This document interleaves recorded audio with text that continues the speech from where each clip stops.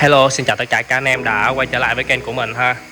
Thì ngày hôm nay mình sẽ nói về một cái dòng cá nó thuộc dạng là khó nuôi nhất trong tất cả các dòng guppy ha anh em. Và mình sẽ chia sẻ cho anh em cái cách mà để phôm cá cho nó lên vây lên đuôi to ha. Rồi giờ mình sẽ đi bắt cái cặp cá giống mình cho anh em xem trước nha.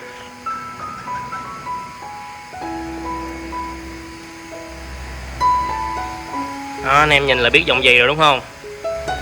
Dòng này là Pluto Bass ha anh em, nhưng không phải là Ribbon mà cái này là Bigtail. Cái này thì mình cảm thấy nó khó hơn cái dòng mà Pluto Bass Ribbon rất là nhiều luôn. Em xíu nước nữa đi, mình sợ con cá nó nhảy xuống nó trúng cái thanh hồ anh em. Mình cứ múc nước vô trước ha, rồi mình múc cá sau.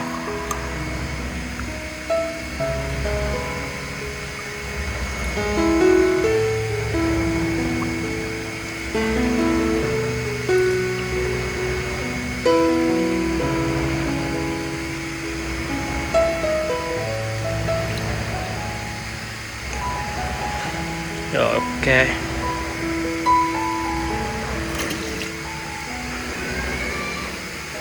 Để mình lại đèn ha. Mình bật đèn lên cho nó đẹp.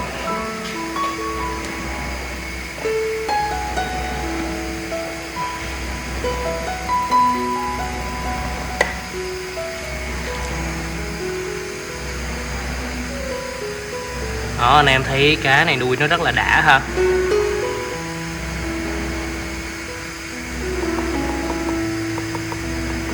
Con kia thì nó bị cắn, nó rách bớt đuôi rồi ha anh em.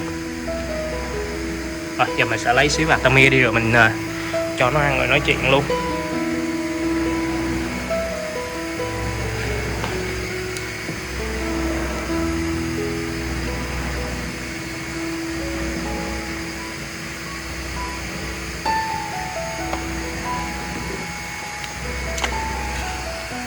Thì cái dòng này là mình cảm thấy nó khó nuôi nhất trong tất cả các dòng guppy ha anh em. Tại vì là nó cái tính trạng đuôi to này nè làm nó rất là khó ra luôn ha. Và cái thời gian mà để cho nó lên được cái đuôi to nè phải là 3 tháng rưỡi đến 4 tháng nó mới có thể là to được như vậy nha anh em. Mấy con này thì hơn 4 tháng rồi đây. Nó rất là khó làm luôn ha. Nên là những cái dòng mà như này nè, kiểu là Pluto Bass Bigtail này nè, là mình chưa thấy ai có số lượng được hết. Và những cái trại miền Tây á, người ta cũng chưa làm được ha anh em.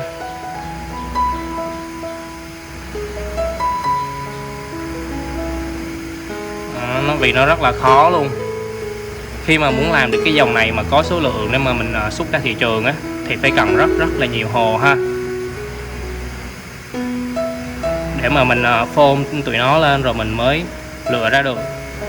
Tại vì cái tỷ lệ mà lên Bigtail này nó rất là thấp luôn ha anh em. Ví dụ như là Ribbon thì tỷ lệ là nó lên Ribbon trung bình là khoảng 50-50.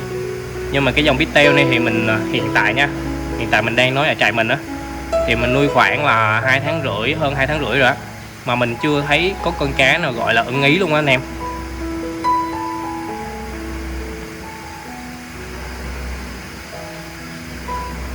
Đó, mình chưa thấy có con cá nào gọi là ưng ý luôn. Hiện tại 2 tháng rưỡi hơn thì cái đuôi của nó mới hơi có nhúm lại một xíu thôi ha, đuôi trống ấy. Còn con mái thì mình chưa xô nữa. Để mình cho anh em xem cá giống nè. Lúc trước mình mua mấy cặp á, nói chung là khoảng 3 triệu mấy á anh em, mà làm hơn 2 tháng rưỡi rồi ha, mà chưa thấy cái gì luôn. Đó, rất là chua luôn ha. Giờ mình sẽ quay cái cá con của tụi nó cho anh em xem trước. Rồi, các con bên đây.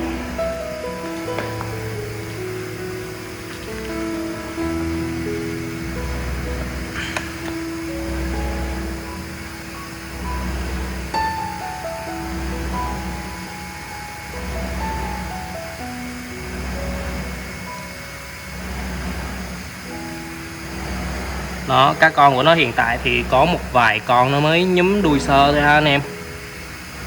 Và cái bản đuôi của nó phải bầu kìa, nó mới tỷ lệ nó ra Bigtail nó mới đẹp được ha. Còn cái đuôi mà kiểu delta, đuôi tam giác ấy thì nó không có đẹp ha anh em.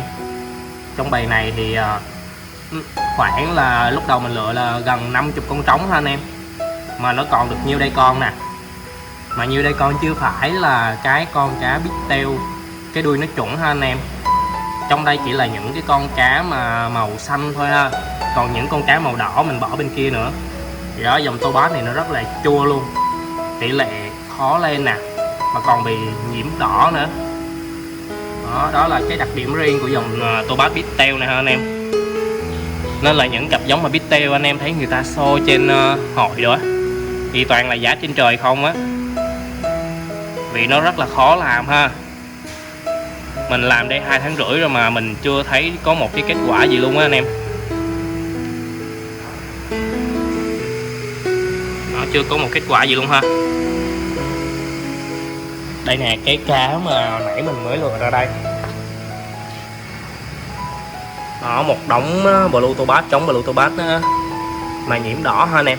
Cái này mình sẽ bán thủy sinh ha, để mà lấy tiền đó mua mồi cho cá, cho tụi cá xịn nó ăn, như là mua after hoặc là mua cám thái ha anh em. Đó, dòng này rất là khó luôn.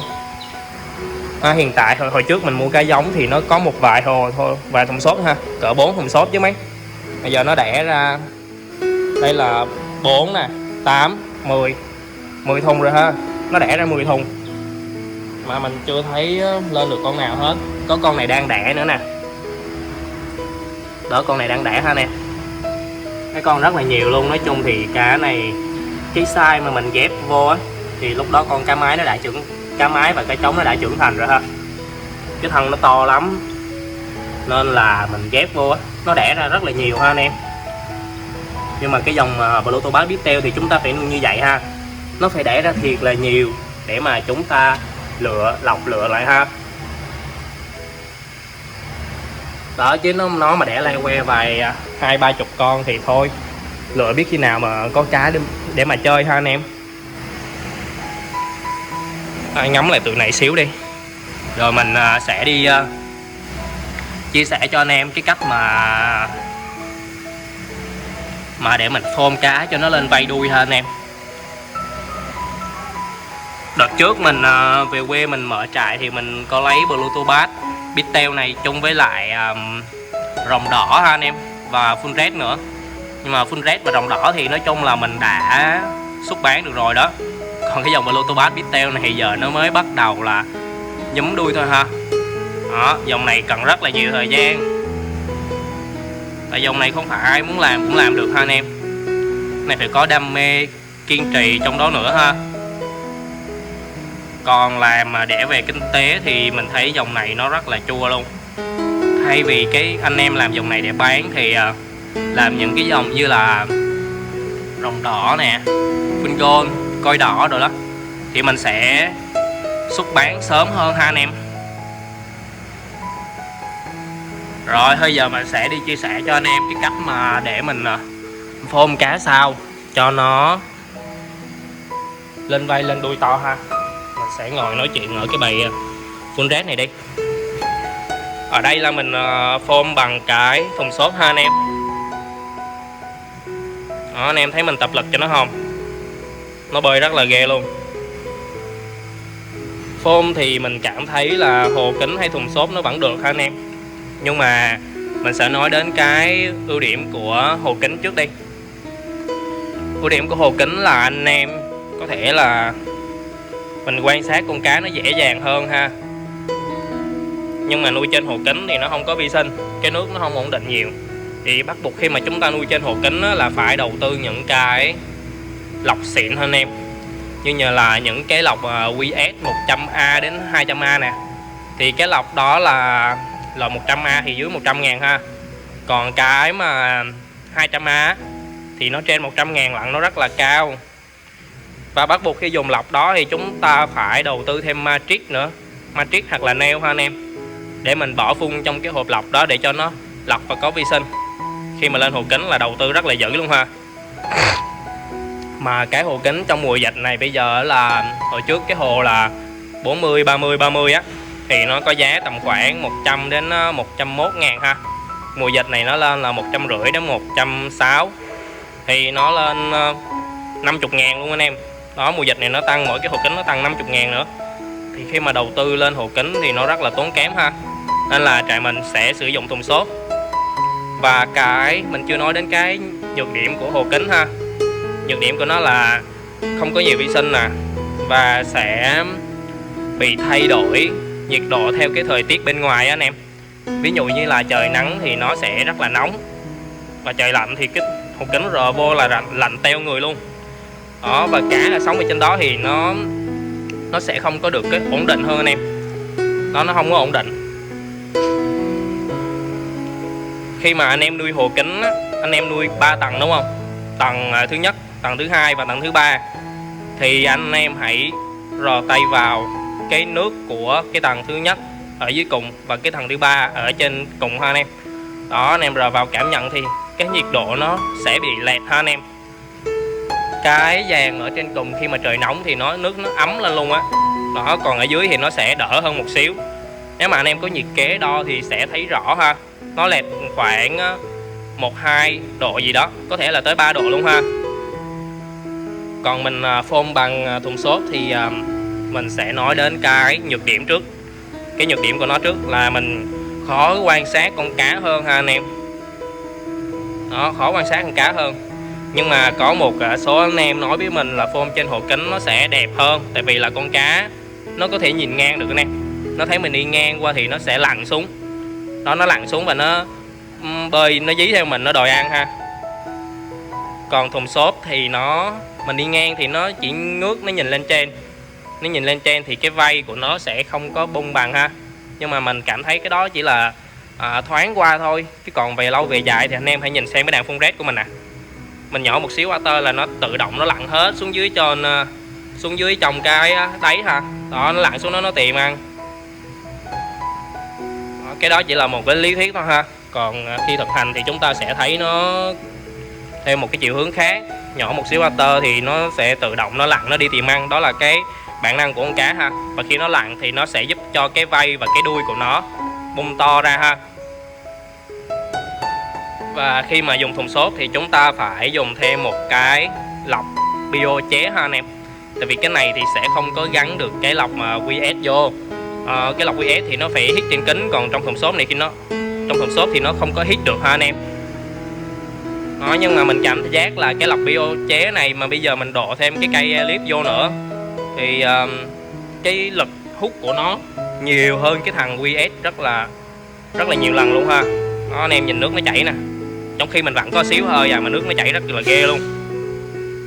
Đó, thằng QS thì nó không có được làm thêm cái elip á, nên là nó thổi như cái lọc XY bình thường ha. Cái lọc XY mà lọc đôi á. Đó, chẳng qua cái lọc QS thì nó sẽ có thêm một cái hộp để mình bỏ vật liệu lọc ha. Và cái mút của nó sẽ tốt hơn cái thằng XY một xíu. Nhưng mà mình cảm thấy thì cái dòng chảy thì nó thua xa cái thằng Bio Elite ha anh em. Đó, anh em thấy cái phun rét mình nó lặn xuống dưới nó tìm đồ ăn hết không? Đó, có mấy con vây lưng rất là khủng luôn ha. Đó, anh em nhìn nè. Đó, nó lượm đồ ăn là nó bung cái vây nó ra nè. Thì đối với những dòng BDS thì mình thường xuyên cho nó ăn ATER nhiều hơn những cái dòng bình thường ha anh em. Thì đây chị, mình tập lực cho nó ha. Mình đi ngang mình nhỏ một xíu, cái bắt đầu cả đàn vậy nó xúm vô nó giành ăn, rồi nó căng phòng lên, nó giành, nó giật đồ ăn với nhau. Đó, và cái con ATER khi mình nó có cái lọc này thổi nè, con ATER nó đảo đều hết trong cái hồ này thì nó sẽ rượt theo nó ăn. Và lâu dần thì nó sẽ có một cái thói quen như vậy ha anh em. Đó, giống như là chúng ta đi tập tạ thì chẳng hạn nó vậy đó. Tập tạ thì cơ thể nó sẽ to lên, có cơ bắp hơn ha. Thì con cá này nó bơi nhiều thì nó cũng sẽ có cơ bắp hơn, và vảy đuôi nó căng tròn hơn ha anh em. Đây là cái đàn phun rét mà ngày hôm qua mình làm cái clip đó, mình show lên cho anh em xem á. Đó, mình làm cái clip mà buổi sáng của mình làm như thế nào, rồi mình đi chia sẻ cho kinh nghiệm cho anh em đó. Thì đó là cái đầu clip đó là cái đàn phun rét này ha. Anh em thấy đàn phun rét đó đẹp không? Đó, giờ là mình đang quay top view ha. Nhưng mà từ trên nhìn xuống là đã thấy những cái vây của nó rất là to và dày rồi ha anh em. Đó, một ngày thì mình bật oxy 8 tiếng, mình bật từ sáng tới chiều, tối là mình nghỉ ha anh em. Và đặc biệt là trại mình không có cho nó ăn đêm ha anh em, mình chỉ cho nó ăn theo ban ngày thôi. Tại vì mình muốn tập cho nó giống như là một cái vận động viên, có giờ ăn uống, có giờ tập luyện, có giờ nghỉ ngơi ha anh em. Mình cỡ tới 6 giờ chiều là bắt đầu mình sẽ tắt điện, mình không có để điện nữa. Mình sẽ cho nó giống như là sống như một con cá bình thường vậy thôi ha anh em. Đó, để cho nó có sức khỏe, chứ mà mình cứ bật đèn cho nó, mình cho nó ăn tới 10 giờ thì cá nó mập hơn chút, nhưng mà đề kháng nó yếu ha anh em, nó dễ mắc bệnh. Đó là lý do mà tại sao mình làm vậy ha. Rồi giờ mình sẽ nói đến cái gen của những cái bộ cá nhà mình. Thì mình cảm thấy là mình nuôi thì cái gen nó ăn theo ba mẹ nó khoảng 60%, còn lại 20% á thì nó là do cái môi trường sống, cái cách mình nuôi, mình thay nước, hồ có lọc, có sủi oxy gì không. Còn 20% còn lại á thì nó sẽ là nằm ở cái phần thức ăn ha anh em. Đó, nó nằm ở phần thức ăn. Thì trại mình hoàn toàn không có sử dụng trùng chỉ, trại mình chỉ sử dụng bo, Artemia và là cám Thái ha anh em. Bên khu trại xịn của mình á, khu trại mà mình nuôi cá xịn thì mình sẽ làm như vậy ha. Còn bên kia thì mình sẽ có kết hợp thêm cám Tomboy nữa để cho nó giảm chi phí xuống anh em. Chứ mùa dịch này bán cá không được, rồi cá nó còn ăn, khi mà anh em nuôi ít đó thì anh em thấy nó bình thường, nhưng mà nuôi nhiều nó ăn cứ vài ngày hết ký cám, vài ngày hết ký cám thì rất là chi phí nó rất là cao ha. Đó, mình chỉ muốn chia sẻ cho anh em cái cách mà làm cho cái vai đuôi cá nó to hơn và body nó sẽ to hơn nữa ha anh em. Đó, anh em cứ làm như mình ha. Trùng chỉ thì hôm qua mình cũng đã nói rồi, trong con trùng chỉ thì nó rất là dơ. Anh em ra tiệm anh em mua, anh em thấy cái thao trùng chỉ đó nó sạch, anh em mua về anh em rửa đi rửa lại rồi ngâm thuốc cho cá nó ăn, nhưng mà xui nó vẫn bị nha. Tại vì sạch hay dơ nó không thể hiện ở cái bên ngoài mà nó ở bên trong ha anh em. Ví dụ như ngày hôm đó thương lái người ta nhập truồng, thương lái người ta lấy truồng ở sông người ta bán cho tiệm thì nó đỡ hơn một chút. Còn những mà hôm ở sông nó không có truồng thì người ta bắt đầu người ta thu hoạch ở những cái cống nè, hoặc là những cái mé sông mà nó có đường cống ở trong thành phố nó chảy ra. Đó, người ta thu hoạch cái truồng ở chỗ đó rồi người ta bán lại cho tiệm. Khi mà chúng ta mua thì người ta thương lái người ta đã làm sạch rồi người ta đưa qua cho tiệm, thì tiệm người ta một ngày người ta cũng thay nước mấy lần đó. Đó, nhưng mà anh em mua về thì thấy trùng nó sạch, nhưng khi cho nó ăn thì cá nó sẽ bị bệnh, mặc dù đã có trữ và có ngâm thuốc ha. Đó, cái trường hợp đó là mình đã gặp rồi. Mình thấy nuôi trùng chỉ nó rất là rủi ro luôn ha anh em. Tự nhiên cá đang khỏe mạnh vậy á, ăn có bữa trùng mà tới chiều nó nấm và nó nấm đợt hôm qua mình kể đó, cái đợt trước đó là mình bị 3 người ha, 3 người cùng mua về thì cả ba đều sáng cho ăn tới chiều nó nấm ha. Lúc đầu mình cứ nghĩ mình thì do mình nuôi nó có vấn đề, mình nuôi nó bị gì đó, nhưng mà tới chiều bị thì 3 người luôn. Thì cái trùng chỉ đó thì mới phát hiện ra cái trùng chỉ đó nó rất là nguy hiểm và không cho ăn trùng chỉ nữa ha. Xác định chiều chi phí nó cao hơn chút là cho ăn tơ ha anh em. Tơ ấp nở thì giá giờ nó cũng rất là cao, nó khoảng là 500-600 ngàn một lon xanh đó anh em. Đó, nó rất là cao ha. Thì phải đối với những dòng cá VIP thì chúng ta phải đầu tư cho nó ha anh em. Còn những dòng cá bình thường thì có thể cho ăn cám cũng được. Rồi cái clip mình chia sẻ tới đây thì nó cũng khá là dài rồi á. Thì mình xin kết thúc video ở đây ha. Rồi cảm ơn tất cả các anh em đã xem hết video của mình. Anh em nhớ đăng ký kênh để mà theo dõi những video sau nha. Bye bye, xin hẹn gặp lại anh em.